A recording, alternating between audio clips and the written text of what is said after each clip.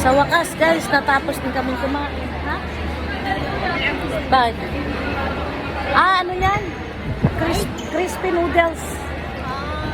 Yun. So guys, farmers. Sana hindi na ulan guys kasi kailangan ko bumili ng ng bulaklak. Bakit? Hindi, wala ka to. Dito na. JJ, picture tayo. Doon makamintay sa bulaklak. Happy ka ba? Ha? Happy daw siya, pagod lang.